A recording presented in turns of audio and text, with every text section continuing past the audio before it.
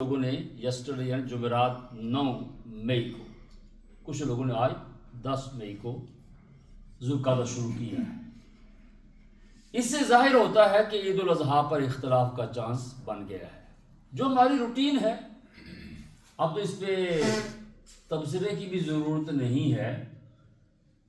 کچھ چیزیں ایسی ہوتی ہیں، کامن ہو جاتی ہیں، بن جاتی ہیں، پھر اس پہ آدمی کہتا ہے یہ تو ہوتا رہتا ہے، اس پہ کوئی تبصرہ کرنے کا مقصد نہیں ہوتا ہے۔ اس مہینے کے آغاز کو مد نظر رکھتے ہوئے میں نے پچھلے جمعے بھی، چونکہ حج بیت اللہ، قربانی اس کے ایام آ رہے ہیں، اس لیے بیت اللہ شریف یعنی خانہ کعبہ، اس کی عظمت میں نے شروع کی تھی گزشتہ جمعۃ المبارک یہود کے اعتراض پر کہ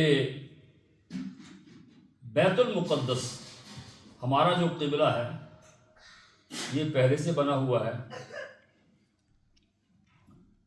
تو اس کا جواب، یعنی انہوں نے اعتراض کیا، غیر مسلموں نے اعتراض کیا، اس کا جواب اللہ تعالیٰ نے قرآن عظیم میں واضح طور پر دے دیا کہ ان اول بیت وضع للناس، تم جو کہتے ہو بیت المقدس پہلا گھر ہے، پہلا قبلہ، نہیں، پہلا خانہ کعبہ ہے جو مکہ میں ہے، وہ قبلہ پہلا ہے۔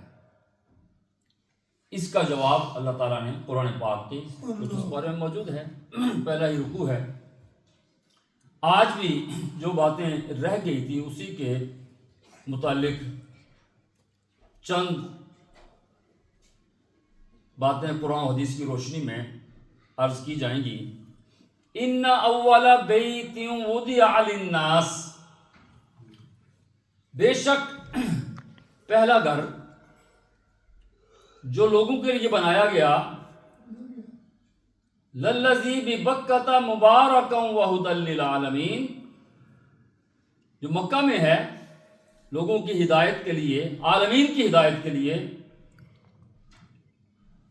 فیہ آیات بینات، اس میں اللہ کی نشانیاں ہیں، مقام ابراہیم، اس میں مقام ابراہیم کی، ومن دخلہ کان آمینہ، جو اس میں داخل ہو جاتا ہے اللہ کی امان میں آ جاتا ہے۔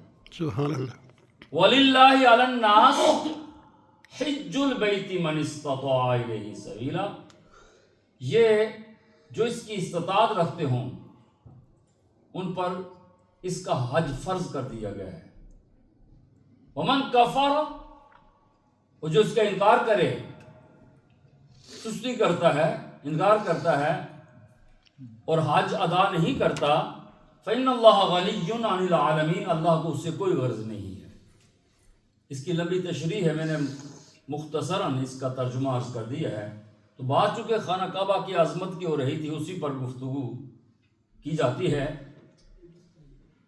حج صرف کعبہ میں ہوتا ہے، دنیا کے کسی مقام پر حج نہیں ہوتا۔ یہ خانہ کعبہ کو ایک انفرادیت حاصل ہے کہ کسی اور جگہ حج نہیں، یہاں تک کہ بیت المقدس میں بھی حج نہیں ہوتا۔ اس کی شان، اس کی عظمت جتنی بھی بیان کریں، وہ حج کے لیے جگہ نہیں ہے۔ ہمارے ہاں تہجد کی نماز کی بڑی فضیلت بیان کی جاتی ہے، ضرور کرنی چاہیے، ہے بھی فضیلت، لیکن جتنی بھی فضیلت بیان کریں گے وہ نفل ہی رہیں گے، فرض نہیں بنیں گے۔ بے شک۔ اس کی فضیلت سے یہ ثابت نہیں ہوگا کہ وہ فرض بن گئے، وہ نفل رہیں گے۔ تو اسی طرح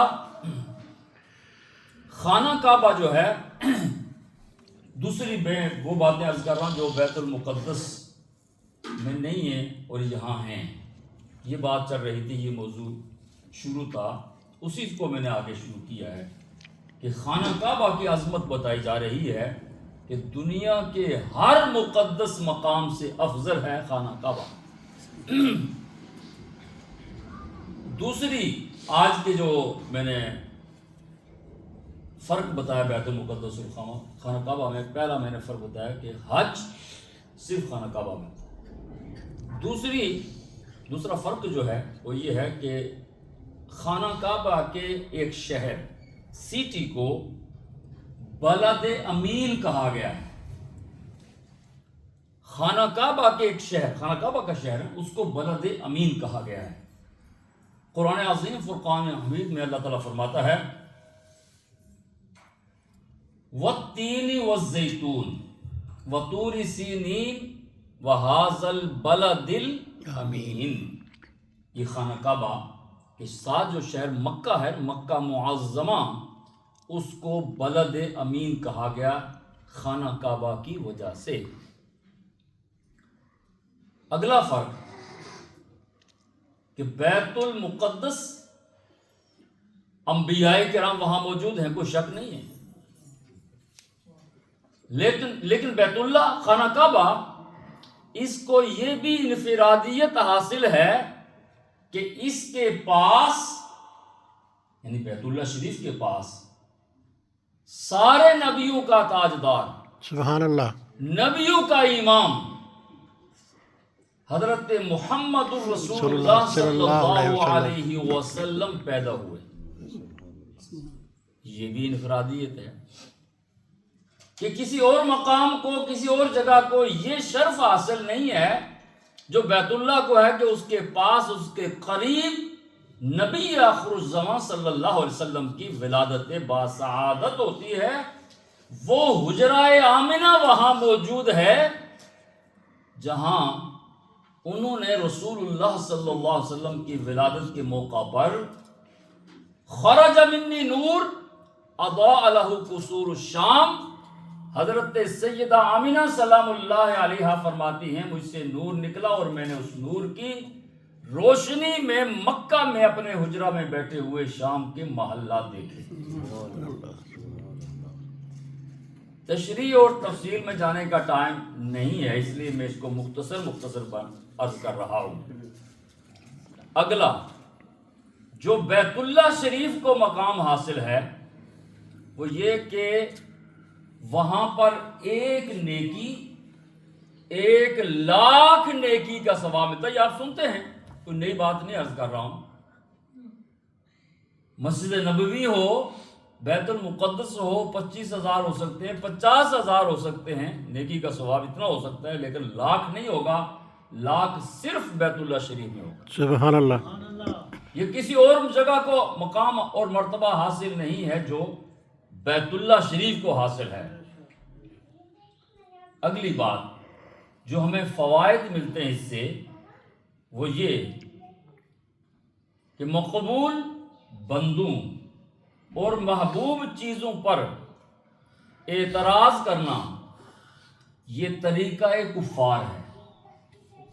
آج بھی لوگ اعتراض کرتے ہیں تو ان پر اعتراض کرنا یہ طریقہ کفار ہے. دیکھو یہودیوں نے اعتراض کیا اور پھر ان مقامات اور مقدس لوگوں کے فضائل، ان کی عظمت کو بیان کرنا اور ان کا جواب دینا یہ سنت الہی ہے. سبحان اللہ. دیکھیں انہوں نے اعتراض کیا، یہودیوں نے اعتراض کیا اور اللہ تبارک و تعالی نے اس کا جواب دیا کہ تمہاری بات تو غلط ہے. پہلا گھر جو ہے وہ بیت اللہ شریف ہے، نہ کہ بیت المقدس. اگلی بات جو اسی سے نکلتی ہے وہ یہ مقبول بندے ہوں یا محبوب چیزیں ہوں، ان میں فرق مراتب ہوتا ہے. جو مرتبہ ہوتا ہے اس میں فرق ہوتا ہے.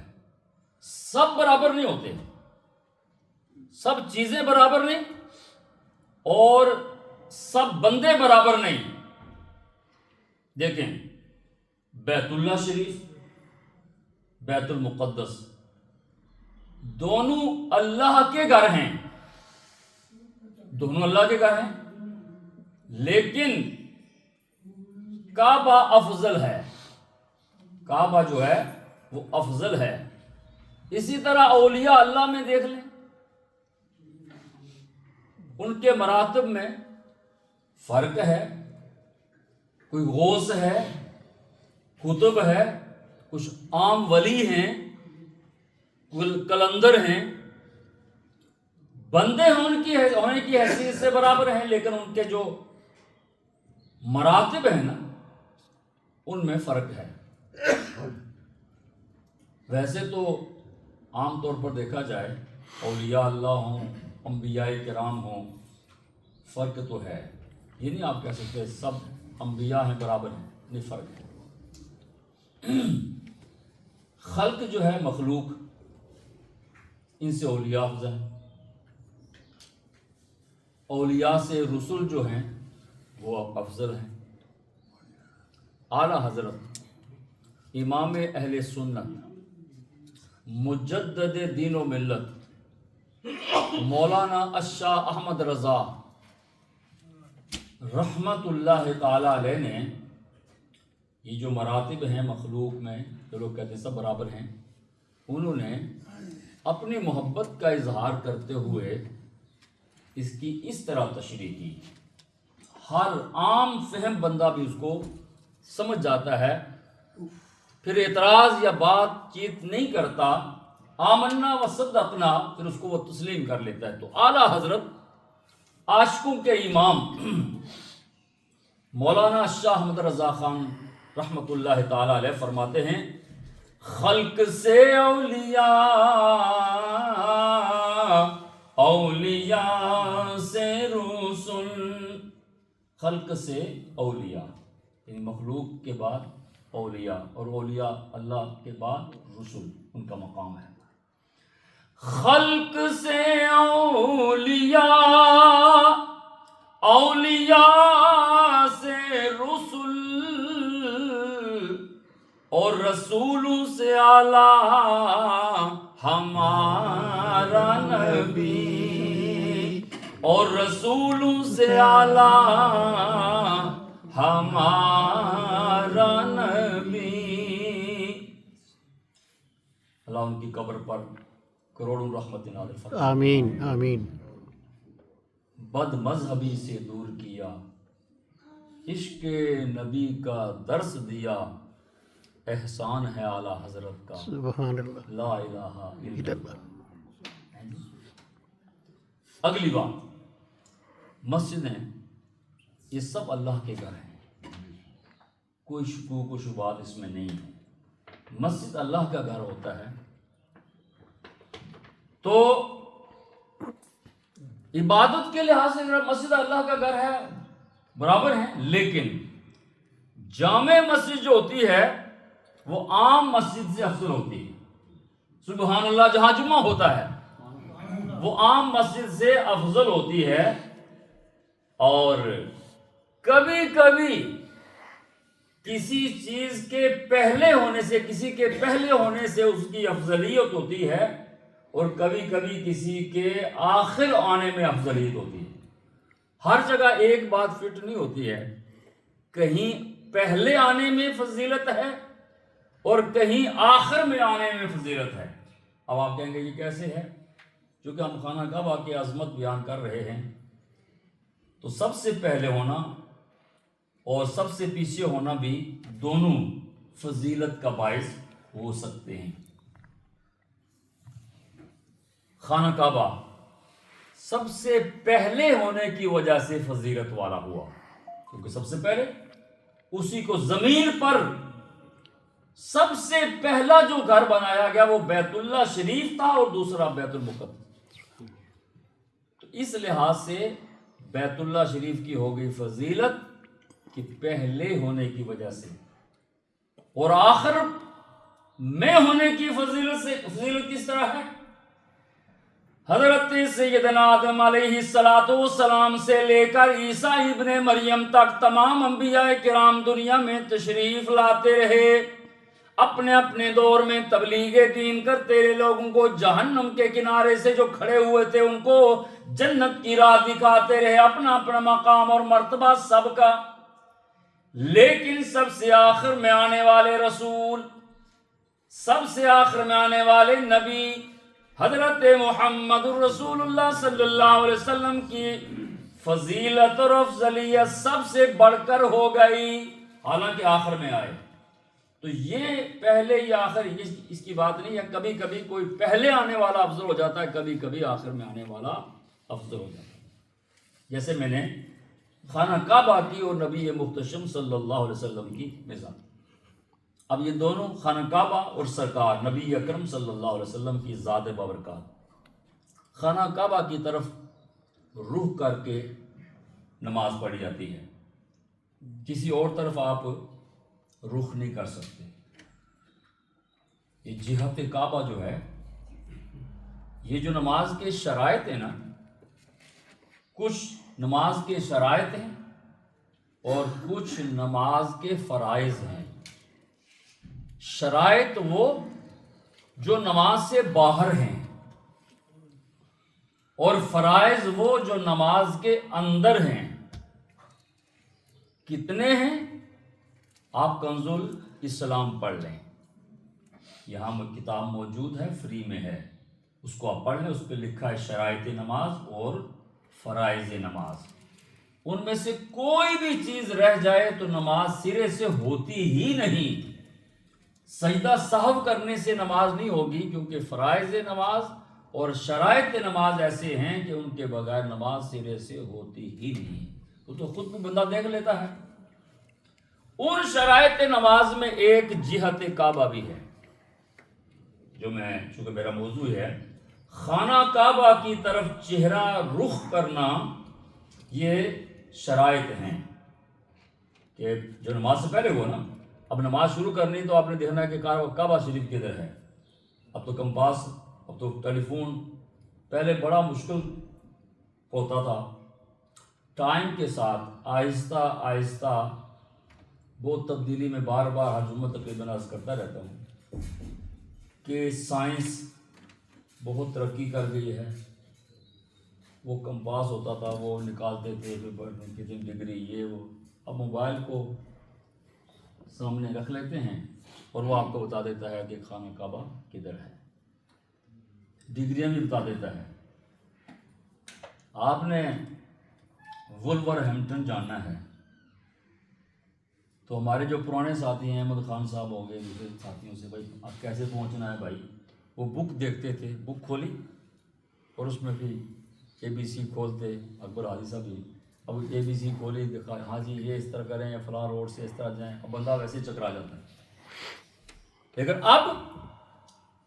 اب جناب ٹیلی فون میں، موبائل میں وہ جناب علی وہاں کا پوسٹ کوڈ ڈالیں تو وہ خود ہی آپ کو گائیڈ لائن دیتے رہیں گے، یہاں سے لیفٹ کریں، یہاں سے رائٹ کریں، آگے رون بورڈ آ رہا ہے۔ اور اب جو نئے موبائل آ گئے اس میں تو وہ آپ کو یہ بھی بتا دیتے ہیں کہ آگے سپیڈ کیمرہ بھی لگا ہوا ہے۔ ہر لحاظ سے آپ کو گائیڈ لائن ملتی رہتی ہے۔ یہ ترقی ہو رہی ہے، کچھ چیزیں اچھی بھی ہیں، کچھ ایسے ہی ہیں۔ تو خیر، ہم بات کر رہے تھے خانہ کعبہ کی طرف رخ کرنا، یہ شرائط نماز میں شامل ہے۔ اگر ادھر منہ نہیں ہوگا تو نماز بھی نہیں ہوگی۔ تو نمازیں ٹھیک ہوتی ہیں جب رخ کعبہ کی طرف ہوتا ہے۔ اگر اس کو اور آسان لفظوں میں بتا دیں کہ کعبہ کی طرف رخ کرنے سے سب کی نمازیں ٹھیک ہو جاتی ہیں، سب کی نمازیں ٹھیک ہو جاتی ہیں خانہ کعبہ کی طرف رخ کرنے سے، اور حضور نبی اکرم صلی اللہ علیہ وسلم کی طرف دل کا رخ کرنے سے سب کے ایمان ٹھیک ہو جاتے ہیں۔ سبحان اللہ، بے شک۔ یہ وہ بات تھی، اگر منہ خانہ کعبہ کی طرف ہو، دل کہیں اور ہو، تو بندہ کہتا ہے اب حضور کی طرف دل نہیں ہے، تو جب ایمان ہی نہیں ہے تو نماز پھر وہ کیا ہو جائے گی؟ اس لیے صوفیاء کی تشریح ہے، صوفیاء بھی تشریح کرتے ہیں نا۔ صوفی ولی پیر ہوتا ہی وہ ہے، درویش ہوتا ہی وہ ہے جس کے اندر نرمی ہو، جس کے اندر اخلاق ہو، اور جس کے جسم کے اندر ایک لقمہ حرام بھی نہ جائے اس کو ولی کہتے ہیں۔ اللہ اکبر۔ ولی ہونے کی ولی ہے۔ تو خیر، خانہ کعبہ زمین پر سب سے افضل مقام ہے۔ میں یہ میرا موضوع ہے جو میں آپ کے سامنے عرض کر رہا ہوں۔ کوئی کہہ سکتا ہے کہ حضور صلی اللہ علیہ وسلم کی طرف آپ کہتے ہیں دل ہونا چاہیے، اس میں کیا رکھا ہے؟ تو ہم بھی کہہ سکتے ہیں، آپ بھی کہہ سکتے ہیں، خانہ کعبہ میں کیا رکھا ہوا ہے؟ کیا اللہ اس کے اندر رہتا ہے؟ اللہ اس میں رہتا ہے؟ یہ خیال اور سوچ اور عقیدہ بعض لوگوں کا ہوتا ہے۔ یہ جو بیت اللہ شریف ہے اس کو مرکز بنایا گیا ہے، اس کو نفع دینے والا بنایا گیا ہے۔ ان اول بیت وضع للناس للذی ببکۃ مبارکا وہدی للعالمین۔ سبحان اللہ۔ یہ جو مومن ہے نا، مومن، اس کا دل بھی لوگوں کے نفع کے لیے بنایا گیا ہے۔ اور مومن کا دل، ویسے اگر علماء اور صوفیاء سے پوچھا جائے وہ کہتے ہیں مومن کا جو دل ہے وہ بیت اللہ ہے۔ مومن کا دل بیت اللہ، اور دونوں میں فرق کیا ہے؟ بیت اللہ جو خانہ کعبہ ہے اس میں آپ یہ نہیں کہہ سکتے کہ اللہ اس کے اندر موجود ہے، لیکن صوفیاء کہتے ہیں کہ اللہ کسی جگہ ٹھہرتا نہیں ہے، رہ نہیں سکتا ہے، اللہ کا کوئی مقام نہیں ہوتا ہے، لیکن اگر وہ ٹھہرنا چاہے تو مومن کے دل میں ٹھہرتا سبحان اللہ، بے شک۔ ہے، مومن کے دل میں ٹھہرتا ہے۔ اب ہمارے ہاں کہتے ہیں آپ انتظار کر رہے ہیں خانہ کعبہ پہ ایک بار حملہ کریں تو پھر ہم یہ کر دیں گے، وہ کر دیں گے۔ اچھا جی، خانہ کعبہ پر حملہ کریں تو آپ یہ کر دیں گے، وہ کر دیں گے۔ حضور علیہ الصلوۃ والسلام نے فرمایا قلب مومن، مومن کا جو دل ہے، مومن جو ہے صحیح مومن، اس کی عظمت خانہ کعبہ سے زیادہ ہے۔ اللہ اکبر، اللہ مومن اکبر۔ کی عظمت، حرمت خانہ کعبہ سے زیادہ ہے۔ جو آج ہمارے مومن بھائی فلسطین میں ذبح ہو رہے ہیں اور ہم انتظار کر رہے ہیں خانہ کعبہ پہ حملہ کریں، پھر ہم یہ کر دیں گے، وہ کر دیں گے۔ انہوں نے کر بھی دیا تو آپ نے بھی کچھ نہیں کرا، کیونکہ ہمارے ایمان کے اندر ابھی کمی ہے۔ تو خیر، میں یہ عرض کر رہا تھا، خانہ کعبہ بیت اللہ شریف اس زمین پر سب سے افضل مقام جو ہے وہ خانہ کعبہ ہے۔ اب کیا ہے، ہم عظمت مصطفیٰ بھی آپ کے سامنے عرض کر رہے ہیں کہ خانہ کعبہ میں جاؤ، ابھی لوگ جا رہے ہیں، وہ پاکستان سے تو فلائٹ ہی شروع ہو گئی۔ میں کل دیکھ میں اور ڈار صاحب بیٹھے تو ٹی وی پہ آ رہا تھا، کراچی سے فلائٹ جا رہی ہے 9 تاریخ، کل 9 تھی نا، ہاں جی۔ 9 کو فلائٹ جا رہی ہے مدینہ پاک، تو حج جا کے ہوگا 15 جون کو۔ یہ اتنی دیر کیا کریں گے حاجی وہاں؟ 1.5-2 مہینے لگ جائیں گے۔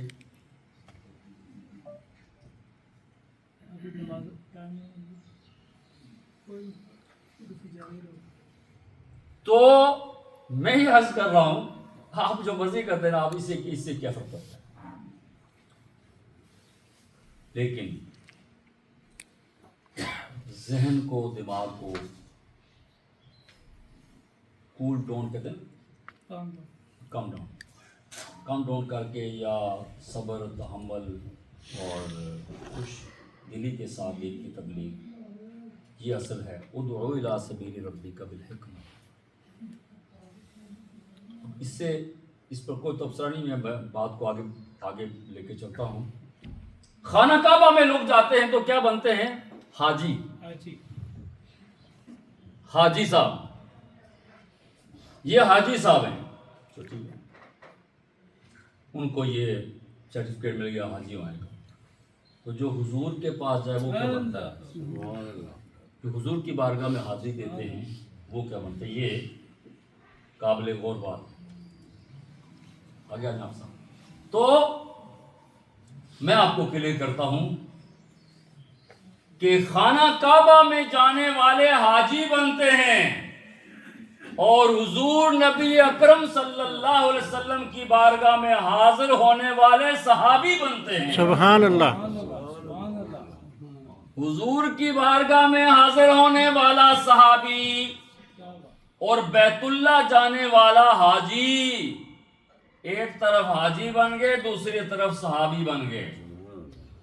اب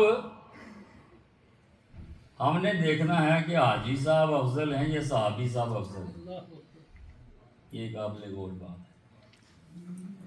حاجی بڑی فضیلت کی بات ہے، وہ حاجی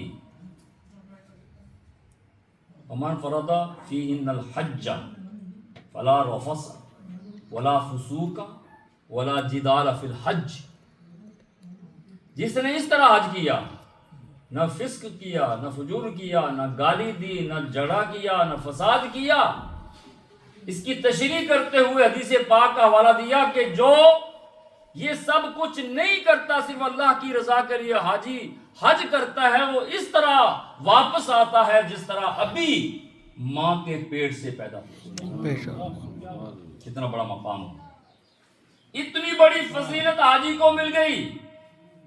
تو وہ جو حضور کا علیہ السلام کی بارگاہ میں گیا، حاضر ہوا، صحابی بن گیا، اور 2 یا 3 گھنٹے کے بعد فوت ہو گیا۔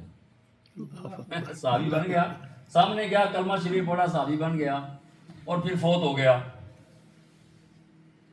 فوت ہو گیا۔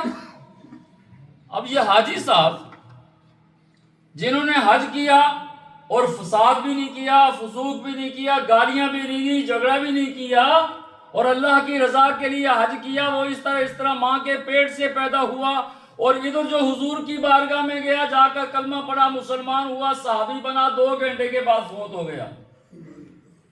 تو اب بتائیں کہ وہ حاجی صاحب افضل ہیں یا 2 گھنٹے کا مسلمان افضل ہے؟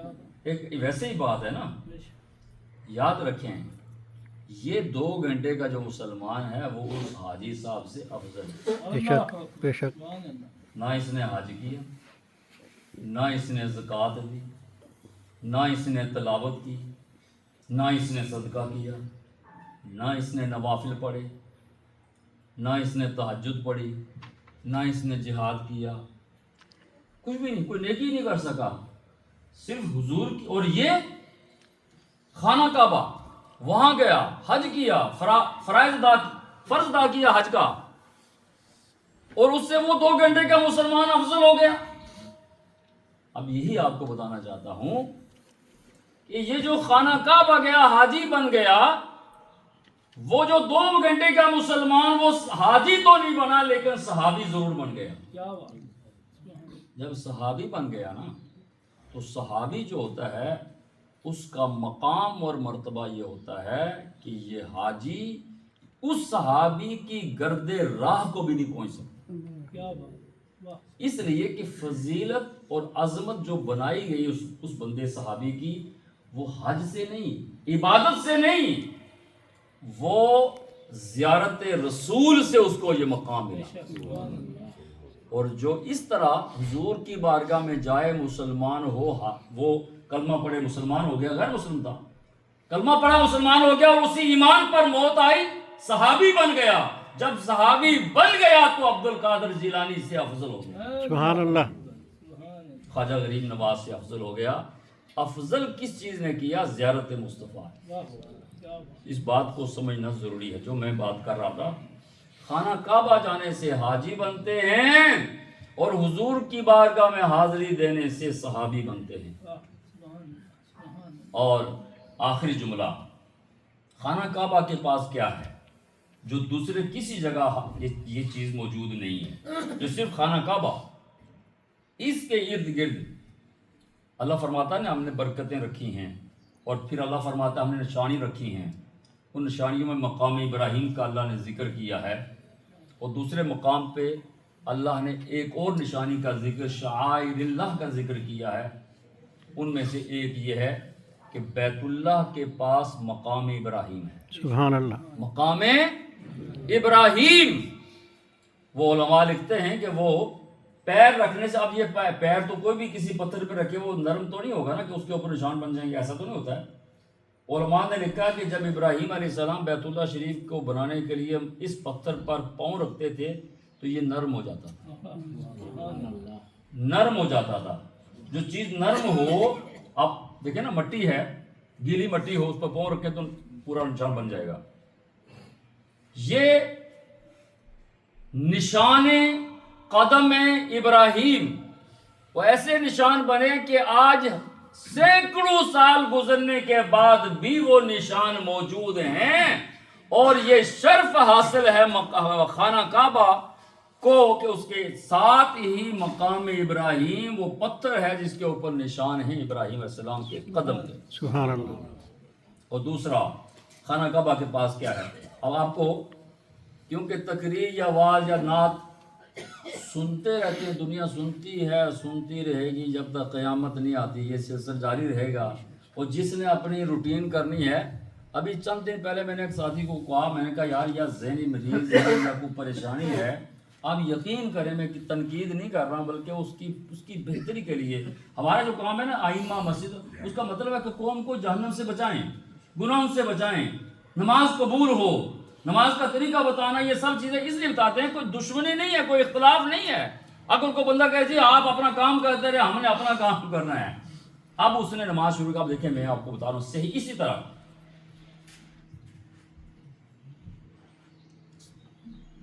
اب مجھے بتائیں کس کو دھوکہ دے رہے ہیں, کس کو دھوکہ, کس کا نقصان کر رہے ہیں, اپنا نقصان کر رہے ہیں.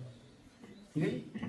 اور اتنی جلدی سجدہ کرتے ہیں کہ بندہ حیران ہوتا ہے کہ یہ کیا کرنے آیا ہے مسجد کے اندر. کسی کا نقصان نہیں, اپنا نقصان. اس لیے کم از کم ایک بار تو سبحان ربی الاعلیٰ کہو, چلو 3 بار نہیں کہ ایک بار تو کہو. اتنا بھی کہ ایک بار سبحان اللہ کہنے کی مقدار تو ویسے ہی فرض ہے ٹھہرنا. جو اس سے پہلے اٹھ جاتا ہے اس کی نماز ہوتی نہیں ہے. اور جو اس طرح پڑھتا ہے اس نے تو میرا خیال نہ سبحانک اللہ پڑھا ہوگا, نہ الحمدللہ, نہ سورت پڑھ ہی نہیں سکتا ہے. ہم بڑی سپیڈ میں پڑھتے ہیں قرآن, لیکن اتنی جلدی ہم بھی نہیں پڑھ سکتے, لیکن یہ پڑھ لیتے ہیں. اور جماعت کھڑی ہونے میں آدھا منٹ باقی ہے, او بھائی جب جماعت کھڑی ہونے لگی ہے تو پرواہ نہ کر, میں پڑھ لوں گا, میری سپیڈاں ویک. اور وہ پڑھ لیتے ہیں اور پڑھ بھی لیتے ہیں. میں اس لیے عرض کر رہا ہوں, ہمدردی سے عرض کر رہا ہوں, اس طرح نہیں کرنا چاہیے. حضور علیہ الصلوۃ والسلام نے منع کیا ہے, سختی سے منع کیا ہے کہ نہ کرو, آہستہ نماز پڑھو. کم از کم جو الفاظ پڑھ رہے ہو وہ آپ کو پتہ ہونا چاہیے آپ کیا پڑھ رہے ہیں کہیں. تو میں بات عرض کر رہا ہوں کہ مقام ابراہیم اور دوسرا خانہ کعبہ کے پاس کیا ہے, حضرت سیدنا اسماعیل علیہ السلام نے جہاں ایڑیاں ماری تھی اور جہاں سے زمزم پھوٹا تھا, نکلا تھا, وہ مقام بھی خانہ کعبہ کے پاس ہے. سبحان اللہ. میں آپ کو عظمت بتا رہا ہوں خانہ کعبہ کی, کسی اور جگہ یہ چیز موجود اپنی اپنی جگہ, عظمت اپنی جگہ ہے, لیکن میں بتا رہا ہوں انفرادیت جو خانہ کعبہ کو حاصل ہے کسی اور کو مقام کو حاصل نہیں. اگر میں اگلی بات کروں گا تو ٹائم ہو جائے گا. تو میں نے ایک مسئلہ بھی بتانا ہے, تو یہ یہیں سے یہ چونکہ سلسلہ شروع ہو گیا نا, یہ بھی حج آئے گا, پھر مناسک حج آئیں گے, پھر مدینہ اور مکہ شریف کی زیارات آئیں گی, یہ آپ کو بتایا جائے گا. یہ سلسلہ ہم نے شروع کر دیا ہے, تو آپ اسی سلسلہ محبت پیار کے ساتھ تشریف لاتے رہیں.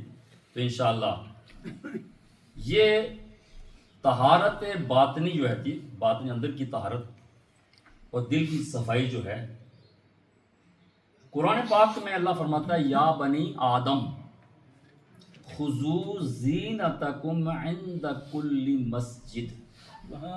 یہ قرآن ہے, 8واں سپارہ ہے. یا بنی آدم, اے اولاد آدم, یا ہم بھی ہیں نا اگر سمجھے تو, یا بنی آدم, اے اولاد آدم, ہر مسجد میں حاضری کے وقت لباس کی زینت کو اختیار کرو. سبحان اللہ. یعنی جس طرح باطنی ایک طہارت ہے, دل کی پاکیزگی ہے, اس کے ساتھ ظاہری جسم کی پاکیزگی بھی, صفائی بھی ضروری ہے. بعض ساتھی کام سے آتا ہے کوئی نماز عام میں چلو ٹھیک ہے, لیکن جمعے میں جب آپ آتے ہیں تو پوری تیاری کے ساتھ آئے. اور آپ کو یہ ایک جملہ کہہ دوں, عید الفطر اور عید الاضحیٰ بھی آ رہی ہے, کتنا اہتمام کرتے ہیں, کتنا اہتمام کرتے ہیں, کپڑے استری کر, یہ کر, وہ کر. وقت ڈالا ہوتا ہے گھر کے اندر، حالانکہ کرنی خود ہوتی ہے، سبحان اللہ. لیکن ٹرائی مارتے ہیں روب ڈالنے کی، پھر آخر میں خود ہی چلو اس طرح کی ٹائٹ فیٹ جناب لیے. اچھا کئی لوگ آخری عمر کے حصے میں ہوتے ہیں، اے میں مردان تو لے کے آیا کیڑا کپڑا کھدڑ، تو میں کی کروں بھائی، یا تو مجھے بھی لا کے دو نا، پھر تو ٹھیک ہے. میں بھائی اپنی عمر دیکھ، صاف ستھرے کپڑے پہننا ضروری ہے. میں آپ کو بات جملہ ایک ہی کہوں گا، عید الفطر عید الاضحیٰ پر کتنا اہتمام ہوتا ہے، جمعہ میں کیوں نہیں کرتے؟ کیا بات. یہ بھی عید کا دن ہے، اور جا کے پوچھو، میں آپ کو ویسے دعوت فکر دے رہا ہوں، آپ پر چھوڑتا ہوں، پوچھو علماء کرام سے عید الفطر افضل ہے یا جمعہ افضل ہے. کیا بات ہے. سبحان اللہ. بھائی بات ہی ہے نا، اب اس سے پوچھو. اور پھر یہ جو ہوتا ہے نا ٹریک سوٹ، اس میں جو ٹراؤزر یہ پہنتے ہیں نا، کیا کہتے ہیں اس کو، ڈھیلا سا، کیا ہوتا ہے؟ پاجامہ. پاجامہ سا ہوتا ہے، وہ اتنا ڈھیلا ہوتا ہے. جب مرد اس کو پہنتا ہے نا، اس نے اپنے جسم تو ڈھانپ لیا، لیکن اس کے اعضاء جو ہیں وہ نظر آتے ہیں. یہ باتیں آپ کو سیدھ نہ لگیں. جب آپ نماز پڑھ رہے ہیں تو آپ کی وہ آپ یا اسلام میں کھڑے ہوئے یا ادھر کھڑے ہوئے ادھر کھڑے ہوئے، تو آپ کی جسم کی وہ چیز نظر آتی ہے. کیوں؟ پردہ کدھر گیا؟ چلو میں نہیں کہتا سلوار میں سارے پہنو، کم از کم ایسا کپڑا پہن لو جو آپ کو یہاں تک تو کم از کم آئے. اس لیے میرے بھائیوں، حضور علیہ السلام نے فرمایا مسجدوں میں جاؤ، تمہارے جسم سے بھی خوشبو آنی چاہیے، تمہارے کپڑوں سے بھی آنی چاہیے، اور تمہارے منہ سے بھی خوشبو آنی چاہیے. سبحان اللہ. اس لیے ہم کہتے ہیں اور چلو جی جیل کپڑے پائے چلو مسیحے، انٹرویو دینے کے لیے جاتے ہو تو بڑا اہتمام کرتے ہو، یعنی دنیا دار کے پاس جاب کے لیے جاتے ہو تو اہتمام کرتے ہو، تو ساری کائنات کے مالک کے سامنے جاتے ہو تو وہی پرانے کپڑے جس میں پسینے کی بدبو آتی ہے وہ پہن کے جاتے ہیں. میں ان کی بات کر رہا ہوں جو اس میں ہیں، جو نہیں ہے ان کے اوپر پھر تو نہیں ہو رہے نا. اس لیے یہ میری عرض ہے، مجھے امید ہے اس پر عمل کرنے کی کوشش کی جائے گی. پہلے اذان سنیں.